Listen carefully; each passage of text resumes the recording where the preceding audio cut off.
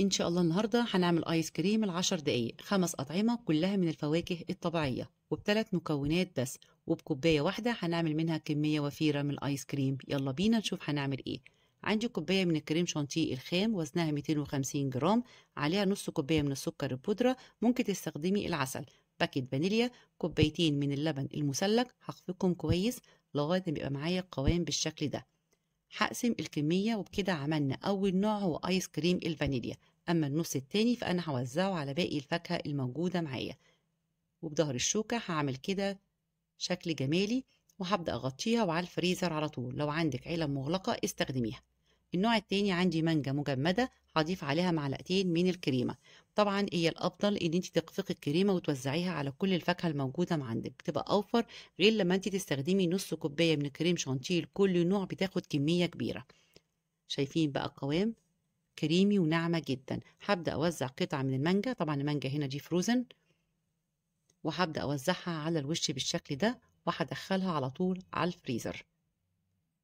وهعمل النوع التاني هي الفراولة، طبعا أي نوع فاكهة لازم تتجمد قبليها. وهوزع كده الكريمة، ولو حابة تزودي سكر زودي، بس كانت الفاكهة الموجودة عندي كلها كانت مسكرة. شايفينها بقى قوامها عامل ازاي، كريمي جدا.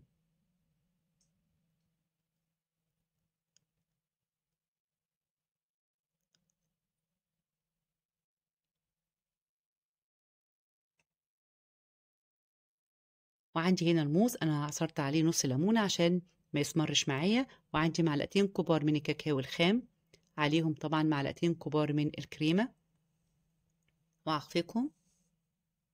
شايفين بقى المطة بتاعة الكريمة، طبعا أي كريمة بتبقى حلوة جدا في الآيس كريم، تديله مطة حلوة قوي. هوزع كده شوكليت شيبس. وآخر نوع عندي وهو الأناناس أو الكانتالوب، بحط له كده برضو الكريمة الموجودة معايا. أنا حسيت إن اللون كان فاتح، حطيت له لون غذائي يديله لون، لو حابة تضيفيه تضيفيه، مش عايزة تضيفيه يبقى خليه على طبيعته. وبكده كل الكمية اللي موجودة معايا سبتها ليلة كاملة عشان تجمد معايا. هجيب كده معلقة فيها مية سخنة عشان أعرف أطلع بيها الآيس كريم بالشكل ده. شايفين بقى قوامه كريمي وناعم جدا، ما عملش معايا بلورات تلج ولا حاجة. لازم تقفلي العلبة كويس جدا أو تغطيها كويس قوي. ولو عجبكم الفيديو منسوش الاشتراك في القناة وتفعيل الجرس وتعليق حلو علشان يوصل لكم كل جديد. سهل وبسيط، وطبعا الأولاد بيحبوه طول الصيف. ولازم تجربي الكريمة، هتبقى أوفر معاكي. لازم تخفقيها الأول وتوزعيها على باقي الفاكهة الموجودة معاكي. جربوها هتعجبكم، وبالهنا والشفا.